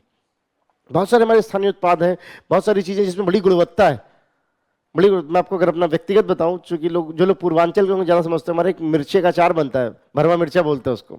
मेरे जितने दोस्त यूएसए में, जब वो कोई यहाँ से जाता है तो उनकी एक ही फरमाइश होती है, भाई वो भिजवा दो, बाकी कुछ रहने दो, हम देख लेंगे। क्योंकि वहाँ ने, और वो इतना बढ़िया है कि आप दाल चावल के साथ उसको बढ़िया, मतलब अपने में कंप्लीट डाइट हो जाती है वो। अब सोचिए उसका अगर व्यापार हो पाए तो यहाँ से आप, यहाँ की स्थानीय महिलाओं को कितना रोजगार आप दे पाओगे। घर में शायद ही पूर्वांचल में कोई महिला हो जो उसको बनाना ना जानती हो, तो कितना उनको एक अतिरिक्त रोजगार मिल गया कि नहीं। प्लस आपके पास वहां बाजार है, वहां एक आध को और खिलाएंगे तो जाहिर सी बात है फिर और बढ़ेगा ही, डिमांड बढ़ेगी। सो ये सारी चीजें, तब आप जो चेन बना पाओगे कि कैसे हम रोजगार भी क्रिएट करें, जॉब्स भी क्रिएट करें, इत्यादि इत्यादि। तो माइस टूरिज्म और ऐसे टूरिज्म को हमें प्रोत्साहित करना होगा।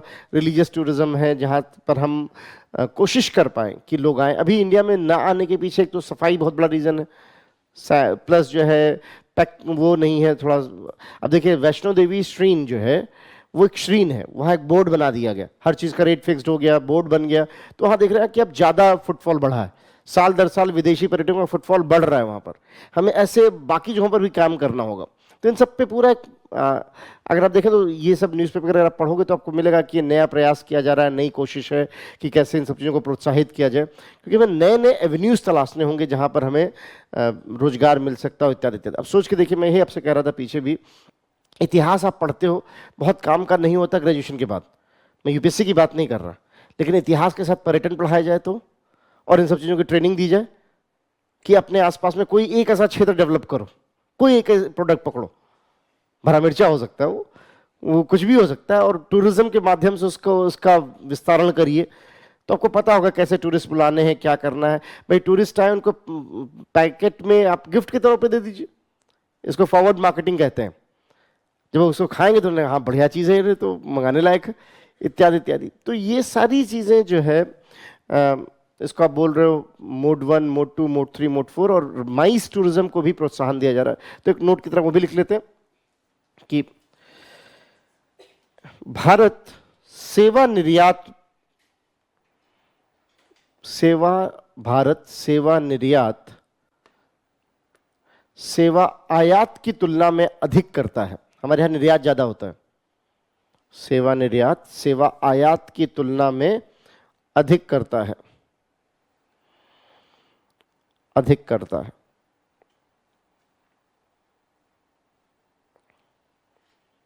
आयात की तुलना में अधिक करता है, मतलब हमारे पास निर्यात सरप्लस है, निर्यात अधिक करता है, परंतु इसका अधिकांश हिस्सा आईटी सेक्टर से जुड़ा हुआ है, लगभग 3/4। ये अच्छी बात नहीं है, हमें और चीजों भी देखना होगा। इसका अधिकांश हिस्सा आईटी सेक्टर, इंफोसिस है, ये सब जो है आईटी सेक्टर से जुड़ा हुआ है।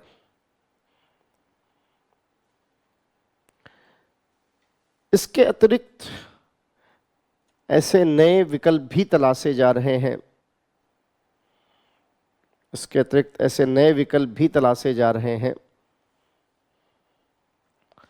जिससे ऐसे नए विकल्प भी तलाशे जा रहे हैं जिससे सेवाओं को और विस्तृत किया जा सके, ये सेवा निर्यात को और विस्तृत किया जा सके, जिससे सेवा निर्यात को और विस्तृत किया जा सके। इसी क्रम में मीटिंग इंसेंटिव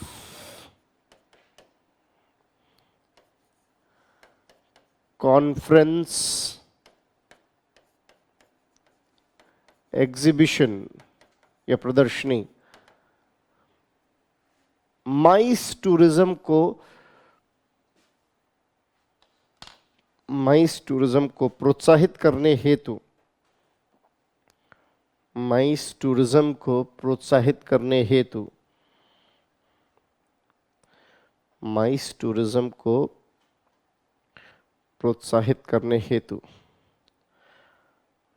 और संरचनात्मक विकास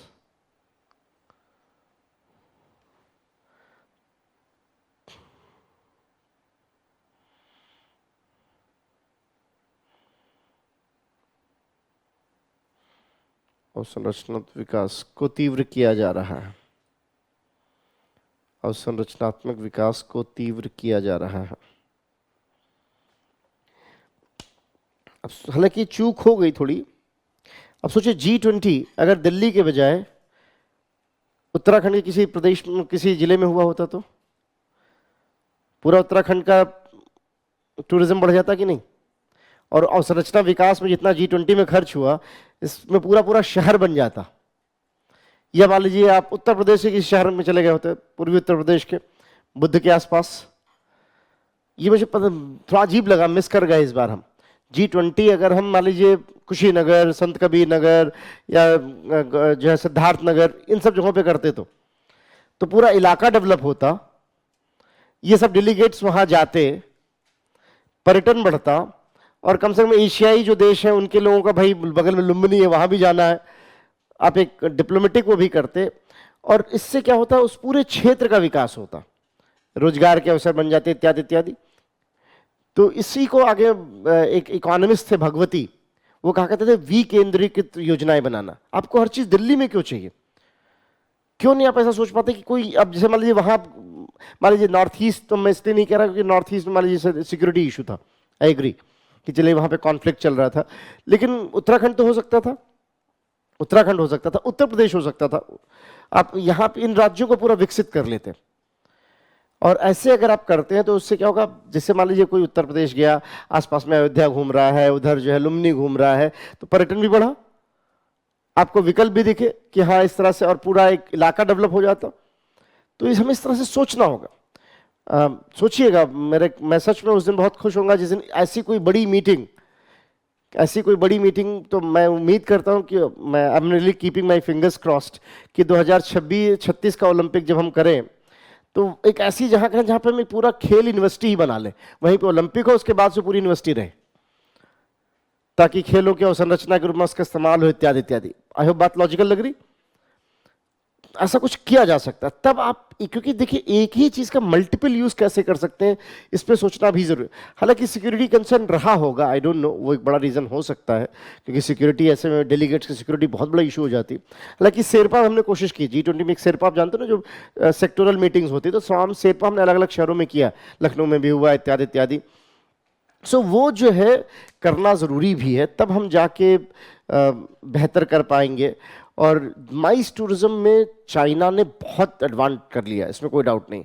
हमारे पास भी विकल्प बहुत है, जगह भी आप लोकेट कर सकते हो। अच्छा, इससे क्या होगा, शहरों से दूर भी, अब से सैमसंग मान लीजिए एक डेवलप करता है कहीं वेस्टर्न यूपी के किसी गांव के आसपास, तो पूरा इलाका डेवलप होगा, फिर वहां पे रोजगार के विकल्प बनेंगे, और जो लोग दिल्ली आ रहे हैं वहां से नौकरी करने, वो फिर वहीं पे स्थानीय जो रोजगार पाएंगे। तो ये इसलिए माइस टूरिज्म को महत्व दिया जा रहा है, और सरकार ने पर्यटन नीति के अंतर्गत इसकी बात भी की है। वेस्ट बंगाल और केरल दो ऐसे राज्य हैं जिन्होंने अलग से इस पर नीति भी बना ली है। मध्य प्रदेश में अभी उन्होंने शुरू किया है इसके लिए कुछ जो है माइस टूरिज्म के लिए अलग से इंसेंटिव दे रहे हैं मध्य प्रदेश में। तब आप जाकर निर्यात भी करोगे और लाभ भी मिलेगा। तो ये कुछ बात रही कि क्या होता है सेवाओं का वर्गीकरण। तो I hope sir, I hope clear हो गया आपको। तो जो है जी, माइस टूरिज्म वो डिपेंड करता है, वैसे ज्यादातर मोड 2 आएगा, अधिकांश मोड 2 ही होगा उसमें, लेकिन जो है वो डिपेंड भी कर सकता है कि क्या चीज हुई, लेकिन मोड 2, अधिकांश मोड 2। सो पर्यटन ज्यादातर मोड 2 में ही आता है। तो इस तरह की चीजें भी की जा रही ताकि हम अर्थव्यवस्था को प्रगति दे सकें, सेवा निर्यात को, क्योंकि सिर्फ एक क्षेत्र में ही सेवा निर्यात पे डिपेंडेंस होना अच्छी बात नहीं, हमें और चीजों को भी विस्तारित करना चाहिए। योगा है, पूरी दुनिया में हमने उसका मार्केट बनाया है, बहुत बड़ा सेंटर बन रहा है योगा का, सो ये कुछ बात रही सेवाओं। तो आई होप हमने वस्तुओं को समझ लिया, ठीक ठीक सेवाओं को समझ लिया, और इसी बहाने कुछ और चीजें भी इधर उधर की हम समझते चल रहे हैं कि हाँ ये चीजें हैं, इसको ध्यान रखने की जरूरत है इत्यादि इत्यादि।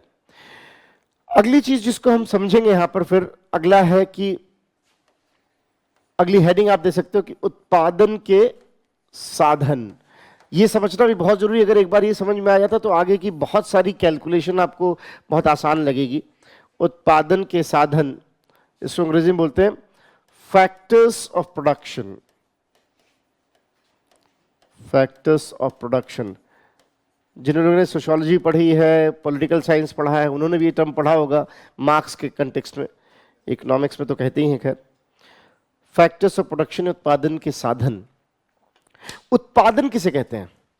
उत्पादन को अगर हम सरल शब्दों में कहें तो वो प्रक्रिया जिसके माध्यम से प्राकृतिक स्रोतों को मानव उपभोग हेतु तैयार किया जाए, उसे आप उत्पादन कहोगे। वो प्रक्रिया जिसके अंतर्गत प्राकृतिक स्रोतों को मानव उत्पादन हेतु तैयार किया जाए, उसे उत्पादन कहा जाएगा। और उत्पादन के लिए हमें मुख्यतः 4 चीजों की जरूरत होती है, जरा ध्यान से देखिएगा। 4 चीजों की जरूरत होती है। पहला, भूमि, इसको बोल सकते हैं लैंड। दूसरा, लेबर या श्रम, लैंड लेबर। तीसरा, पूंजी या कैपिटल, कैपिटल। और चौथा, उद्यमिता या इंटरप्राइज।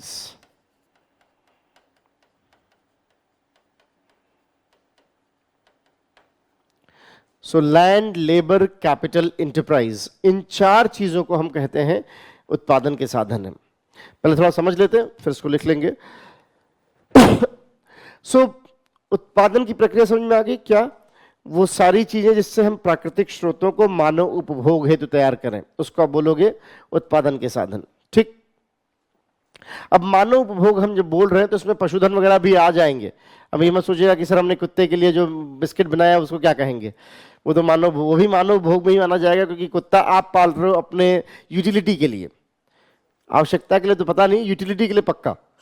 जो है ये जो उत्पादन के साधन की हम बात करते हैं, उसमें पहला हो गया लैंड, दूसरा लेबर, तीसरा जो है कैपिटल, और चौथा उद्यमिता। ठीक। लैंड बताने की जरूरत नहीं। देखिए, किसी भी उत्पादन के लिए कुछ जमीन की आवश्यकता होगी, उसकी अपनी कुछ कीमत होगी, उसकी कुछ कीमत होगी, तो आप उसको कहोगे जमीन चाहिए, तो उसको आप कहोगे, तो वो भौगोलिक क्षेत्र जो उत्पादन के लिए चाहिए हो उसको आप लैंड की तरह देखते हो, उसकी अपनी कीमत होती है, और जाहिर सी बात है इसका अपना महत्व भी है। श्रम का मतलब 3 चीजों से होता है, जरा ध्यान सुनिएगा। श्रम का मतलब सिर्फ मानव वहां पे उपलब्ध है। देखिए, मैं आपको पढ़ा रहा हूं, ये श्रम है, पर ध्यान सुनिएगा। सुनील श्रम नहीं है। सुनील मेरा नाम है, शायद मैं आपको बताया भी पहले, अगर नहीं तो मेरा नाम सुनील सिंह है। जो है सुनील जो है ये श्रम नहीं है, ये जो मैं कर रहा हूं ये श्रम है। और इसमें 3 चीजें चाहिए होती हैं। क्या क्या? कार्य करने की क्षमता हो, कार्य करने की क्षमता हो, क्षमता से मेरा मतलब स्वास्थ्य इत्यादि से है। कार्य करने की क्षमता हो, कार्य करने का कौशल हो, और कार्य करने की इच्छा हो। तीनों बातें। अंग्रेजी में कहते हैं will to work, skill to work and capacity to work. बहुत सारे ऐसे लोग हैं जिनमें कार्य करने की क्षमता तो है लेकिन इच्छा नहीं है, आप उनसे काम नहीं करवा सकते। एक बहुत बड़ा रीजन हमारे यहाँ डिस्गाइज्ड अनएम्प्लॉयमेंट का है। ये डिस्गाइज्ड अनएम्प्लॉयमेंट समझ कहते हैं जब श्रम ज्यादा है पर उत्पादकता उतना ही है। अगर श्रम को कम भी कर देंगे तो भी उत्पादकता पे फर्क नहीं पड़ेगा, उसको प्रच्छन्न बेरोजगारी कहा जाता है। आगे समझेंगे और उस पर आप सोचिए, श्रम में बहुत जरूरी कि आप में काम करने की इच्छा हो। जबरदस्ती आपको पढ़वाया नहीं जा सकता, इसमें कहीं दो मत नहीं। काम करने की इच्छा हो। दूसरा, काम करने की क्षमता हो। स्वास्थ्य बहुत बड़ा घटक होता है। इंडिया सब नंबर 1 से 3 के बीच में हमेशा रहता है। अगर आप डेटा देखोगे वर्ल्ड इकोनॉमिक फोरम का, कभी 1, कभी 2, कभी 3, लेकिन इसी बीच में रहता है। सबसे ज्यादा लोग छुट्टी लेते हैं स्वास्थ्य कारणों से इंडिया में, कैजुअल लीव्स जिसको बोलते हैं। आप सोचिए, आप स्वस्थ अगर नहीं है, फिट नहीं है, आप, मैंने आपको पहले भी कहा, अगर आप 3 घंटे बैठ नहीं पाते, फिजिकल फिटनेस, अगर आप इस क्लास में ऊँग रहे हैं तो इसका मतलब फिजिकल फिटनेस का सवाल भी है। देखिए, जाहिर सी बात है ऑक्सीजन की कमी है थोड़ी दिल्ली में, वैसे भी प्रदूषण की वजह से, तो अगर आपको फिजिकली अगर आप फिट नहीं है तो बहुत बड़ा रीजन है कि फिजिकल फिटनेस ना होना, कि क्यों लोग छुट्टियां ले रहे हैं स्वास्थ्य कारणों से इत्यादि इत्यादि, है ना। और कार्य करने का कौशल तो बताने की जरूरत नहीं। आपके अंदर बहुत इच्छा है, आपके अंदर स्वास्थ्य भी ठीक है, क्षमता भी बहुत है, लेकिन काम ही नहीं आता, तब तो क्या ही करा जाए। इसलिए कौशल भी जरूरी है, ये भी बहुत बड़ा रीजन है। एम्प्लॉयबिलिटी का भी बहुत बड़ा इशू है। तो इन तीनों चीजों को मिलाकर श्रम कहा जाता है। इसलिए श्रम शक्ति जब हम बोलते हैं तो तीनों चीजों की बात होती है, कार्य करने की इच्छा, कार्य करने की क्षमता और कार्य करने का क्या की सामर्थ्य, सो जो है, और कार्य करने का कौशल। सो इसको जो है बोलते हो श्रम। अच्छा, इसी को आजकल वर्ल्ड बैंक एक नया शब्द भी यूज करता है, मानव पूंजी। वर्ल्ड बैंक द्वारा इसको शब्द इस्तेमाल करता है ह्यूमन कैपिटल। तो ह्यूमन कैपिटल क्या चाहिए? शिक्षा चाहिए, स्वास्थ्य चाहिए, उनके अंदर कार्य करने की इच्छा होनी चाहिए या मनोबल होना चाहिए, शिक्षा हो, स्वास्थ्य हो, कौशल हो, मनोबल हो, तब आप कहते हो कि हाँ ये जो है मानव पूंजी है, मानव पूंजी है। तो भूमि समझ में आ गया, लेबर समझ में आ गया। पूंजी का मतलब वही सारी चीजें जिससे आय की जरूरत हो, और इसके बहुत सारे और वर्गीकरण भी हैं। और उद्यमिता का मतलब, उद्यमिता का मतलब उस क्षमता से है, उस प्रबंधन क्षमता से है जिसके माध्यम से आप बाकी चीजों को साथ में लाते हो।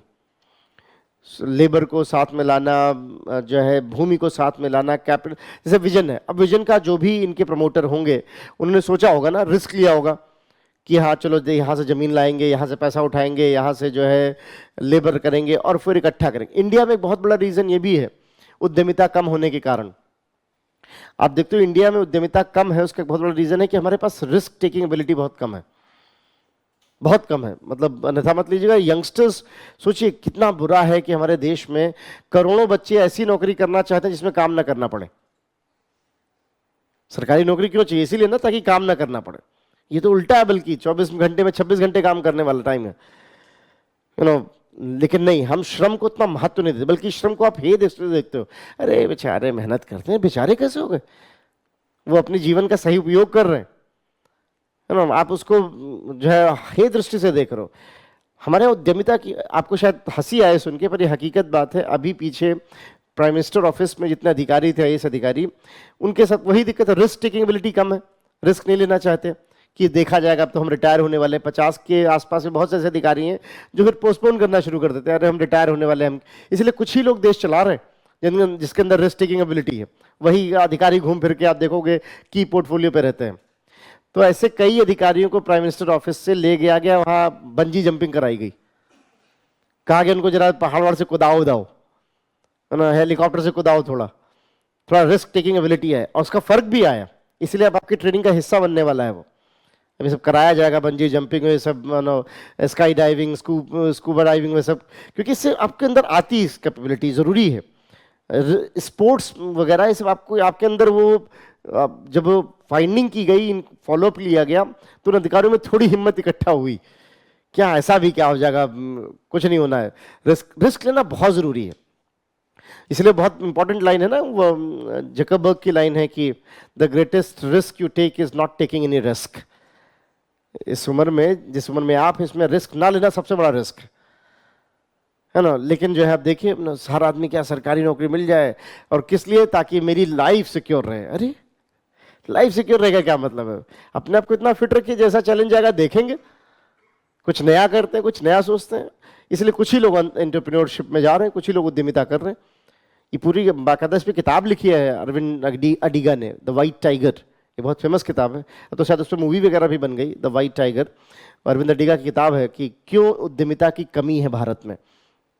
तो जो है इंटरप्राइज भी बहुत, जहाँ पे रिस्क टेकिंग है, शोध है, नवाचार है, आप किसी चीज़ को नए तरीके से करने की उत्सुकता होनी चाहिए इस उम्र में, जिस उम्र में आप हैं। क्या थोड़ा सोचते हैं क्या और इनोवेट किया जा सकता है, क्या नया किया जा सकता है। तो लैंड, लेबर, कैपिटल, इंटरप्राइज, ये चारों चीज़ों को हम उत्पादन के साधन के रूप में देखते हैं। बात स्पष्ट हो रही? इसमें कुछ और बातें भी हैं, कुछ और आयाम भी हैं, पर उससे पहले थोड़ा सा इसको लिख लेते हैं, फिर उन आयामों पर आएंगे। एक हेडिंग दे सकते हैं, उत्पादन के साधन। 2-4 मिनट लगेगा, पहले कुछ बेसिक चीज लगता है, अगली क्लास में समझेंगे पूंजी के और प्रकार क्या होते हैं, क्या घटक होता है इत्यादि। उत्पादन के साधन, इसके अंतर्गत लिख सकते हैं कि उत्पादन से आशय उस प्रक्रिया से है, उत्पादन से आशय उस प्रक्रिया से है जिसके अंतर्गत, उत्पादन से आशय उस प्रक्रिया से है जिसके अंतर्गत, प्रक्रिया से है जिसके अंतर्गत प्राकृतिक स्रोतों को मानव उपभोग हेतु तैयार किया जाता है। प्राकृतिक स्रोतों को मानव उपभोग हेतु तैयार किया जाता है। प्राकृतिक स्रोतों को मानव उपभोग हेतु तैयार किया जाता है।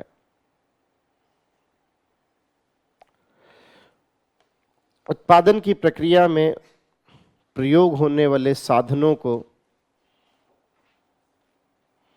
उत्पादन की प्रक्रिया में प्रयोग होने वाले साधनों को उत्पादन के साधन कहते हैं।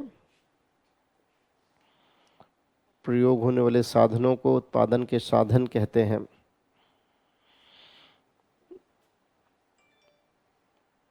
जो निम्नलिखित हैं। पहला, चाहे तो एक बार पहले लिख सकते हैं, भूमि, श्रम, पूंजी और उद्यमिता। पहला, भूमि। भूमि भूमि से आशय उस भौगोलिक क्षेत्र से है जो उत्पादन में प्रयोग किया जाता है।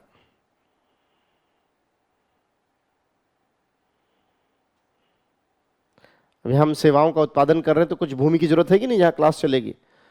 उस भौगोलिक क्षेत्र से है जो उत्पादन की प्रक्रिया में प्रयोग किया जाता है। अच्छा, यही एक चीज और समझना जरूरी है कि डिजिटल वर्ल्ड भी है। आजकल तो डिजिटल चीजें ज्यादा चल रही हैं।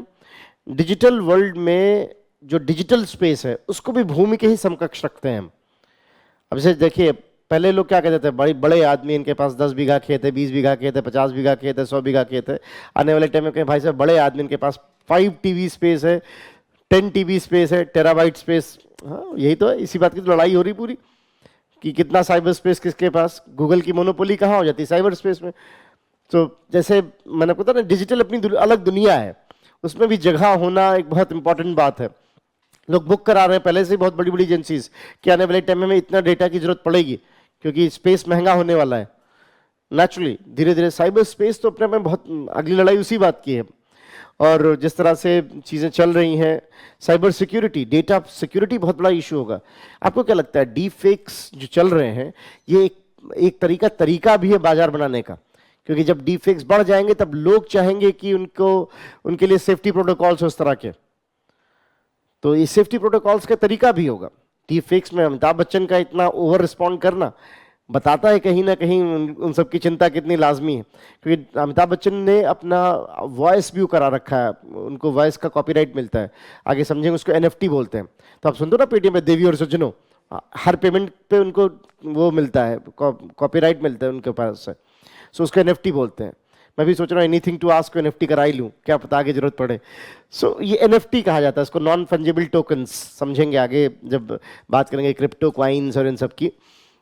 सो ऐसे में डिजिटल स्पेस को भी हम उत्पादन में भौगोलिक स्पेस के आसपास ही रखते हैं, ये ध्यान रखिएगा। यहीं पे नोट की तरह लिख लीजिए कि तेजी से हो रहे डिजिटलीकरण में डिजिटल स्पेस को भी इसी के समकक्ष रखा जाता है, भूमि के ही। तेजी से हो रहे डिजिटलीकरण में डिजिटल स्पेस को भी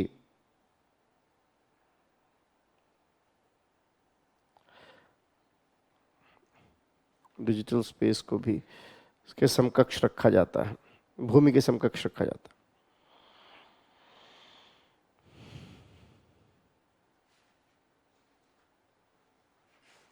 आगे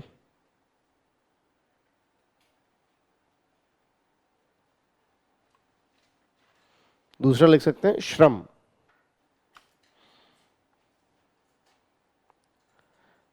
श्रम से आशय कार्य करने की इच्छा, विलिंग टू वर्क, कार्य करने की इच्छा।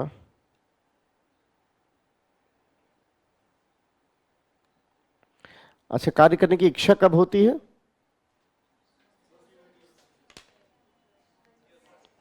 एक बहुत बड़ा फैक्टर है।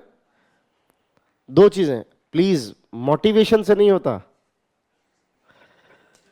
हाँ, वो एक मोटिवेशन अगर उस तरह से कहें तो बात अलग है, ये एक फिजिकल फैक्टर है। लेकिन दूसरा ये अनुशासन, कार्य करने की इच्छा अनुशासन से भी आती है। ये बात थोड़ी अटपटी लग रही होगी आपको, क्योंकि आप लोग आज यूट्यूबर के दौर में समझते हो कि मोटिवेशन से काम चल, मोटिवेशन कुछ दिन का होता है, 2 4 10 दिन, उससे ज़्यादा नहीं। अनुशासन से चीज़ें होती हैं। आप वो नहीं हो जो आप सोचते हो, आप वो हो जो आप करते हो। आप कितना भी रात में सोच लीजिए कि सुबह 5 बजे उठ जाऊंगा, अगर पिछले 1 8 2 4 साल में नहीं उठे तो बड़ा मुश्किल हो जाएगा। एक आध दिन उठा जा सकता है, रोज नहीं। एक आध दिन उठ जाएंगे मोटिवेशन में, पर रोज नहीं उठ पाएंगे। रोज उठने के लिए अनुशासन लाना होगा और वो सारे घटक पे काम करना होगा। ये पूरी कितना, अगर आप चाहें तो इसको द पावर ऑफ हैबिट्स कहा जाता है। तो हैबिट्स का अपना एक, और उसको बदलना बहुत ज़रूरी। और उसके लिए जो भी आप तरीके, और इसीलिए ज़्यादातर लोग मोटिवेशन का बाजार इसलिए बढ़ जाता है क्योंकि बहुत शॉर्ट टर्म, बहुत पेरिशेबल आइटम है। मोटिवेशन कंज्यूमर नॉन ड्यूरेबल है दरअसल। कंज्यूमर नॉन ड्यूरेबल समझ रहे हैं हम?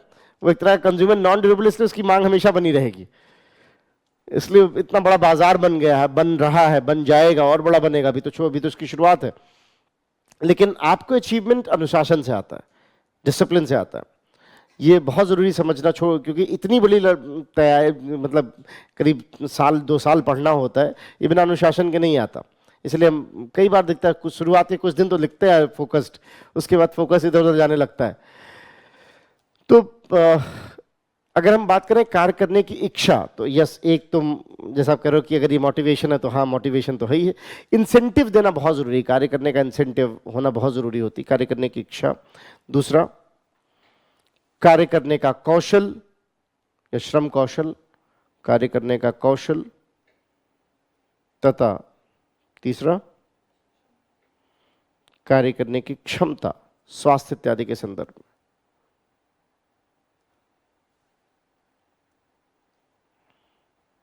क्षमता, स्वास्थ्य इत्यादि के संदर्भ में।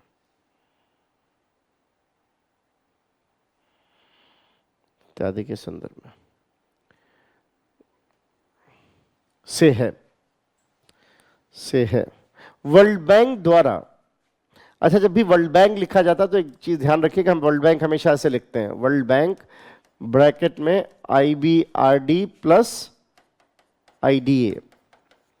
क्यों लिखते हैं इसको वर्ल्ड बैंक में, समझेंगे। ये 2 संस्थाएं हैं जो मिलकर वर्ल्ड बैंक बनाती हैं।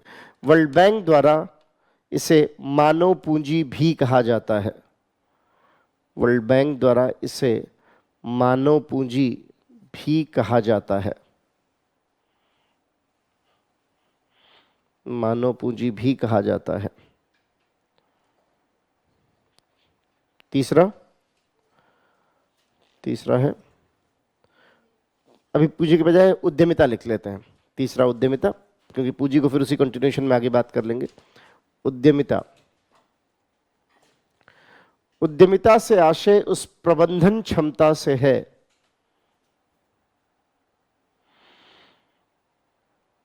उस प्रबंधन क्षमता से है जिसके अंतर्गत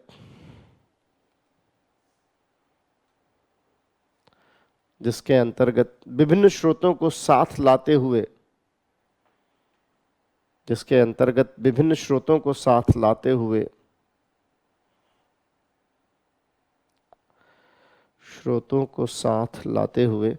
उत्पादन को संभव बनाया जाता है।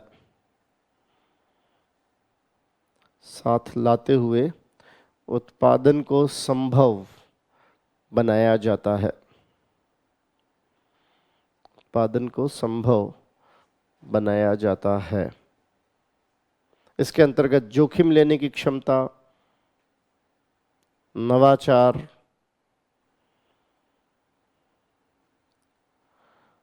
शोध,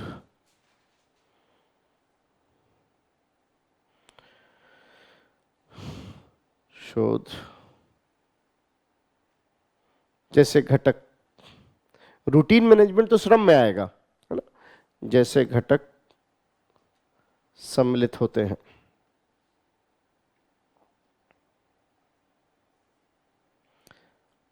अब देखिए कितना बढ़िया जकरबर्ग ने सोचा कि हर आदमी कैसे एक दूसरे से जुड़ना चाहता है। बहुत बेसिक बात है देखा जाए तो, और ऐसी चीज बना दी कि आप सब जो है एक तरह से उसके गुलाम हो गए हैं। आजकल उसके बिना लाइफ बड़ी अजीब से लगती है कि आजकल मेरे ख्याल सबसे बड़ा पनिशमेंट यही कि आपसे मोबाइल छीन लिया जाए। वो सबसे बड़ा पनिशमेंट है कि नहीं। और मैं आपको फिर कहूँगा कि पिछले 3 4 साल से मैं एक चीज़ नोटिस कर रहा हूँ, जो टॉप 50 में जो बच्चे रहे हैं, उनके घर वालों ने, उनके टीचर ने या जो भी बड़े हैं, अधिकांश के केस में ऐसा दिखा है कि 1 महीने 2 महीने पहले उनका मोबाइल छीन लिया गया है। बहुत बड़ा डिस्ट्रैक्शन है ये। इसको मिनिमाइज करें जितना कर सकते हो यथासंभव, क्योंकि एक रिपोर्ट ये कहती कि औसतन एवरी 15 मिनट, हर 15 मिनट पे आप अपना मोबाइल क्रॉस चेक करते हो, भले उस पर कोई स्टिमुलस ना हो तब भी, कोई आवाज़ नहीं आई है, कुछ नहीं आया तब भी, कि कहीं कुछ रह तो नहीं गया। हर 15 मिनट पे, हर औसतन 5 से 7 मिनट पे आप अपना स्टेटस चेक कर रहे हो। और तो और इंडिया में पर आवर यूज़र सबसे ज़्यादा है। हम औसतन 24 घंटे में 2.5 से 3 घंटे मोबाइल पे व्यय कर रहे हैं औसतन। और आपको लगता है इंटरनेट फ्री है, मैंने आपको पहले बताया आप फ्री हो, इंटरनेट आपका इस्तेमाल कर रहे हैं। औसतन ये है, कुछ के केस में ज़्यादा भी है। और सोशल मीडिया ने और ये OTT प्लेटफॉर्म्स ने जाहिर सी बात इसको बढ़ा दिया। ये सब डेटा तो OTT की पॉपुलैरिटी से पहले का है, एक बार OTT के बाद आने दीजिए तो मुझे लगता है और ये बढ़ ही गया, और 4-6 घंटे भी हो गया तो कोई ताजुब नहीं है। पता नहीं आपने देखा कि नहीं, उस बच्चे को बहुत अभी एम्स में नया विंग खोला गया है, इसीलिए जो इस तरह के जो मनोरोगी हो रहे हैं OTT प्लेटफॉर्म्स। मैंने उसका वीडियो देखा था कि बाप रे, वो एम्स ने रिलीज़ किया है ऑफिशियली, ताकि आप भी देखें, समझ पाए उस चीज़ को। वो बच्चा, उसने 60-70 घंटे शायद OTT देखा था, तो उसकी आंखें अपने आप घूम रही थी, हाथ ऐसे से चल रहे थे जबकि बांधे गए थे अपने आप। मतलब गेम खेल रहा होगा लगातार, जो कुछ भी हुआ था। आपको नींद ना आना, ये सब जुड़ रहा है। मानसिक स्वास्थ्य सबसे बड़ी चुनौती आ रही है आने वाले समय में। और तो और अगर थोड़ा डराने की बात करूं तो गूगल, आप जानते हो गूगल? तो जानते हो ऑब्वियसली, गूगल के बिना काम कैसे चलेगा। गूगल का ऑफिस कहाँ है? सिलिकॉन वैली, USA, उसको सिलिकॉन वैली बोलते हैं।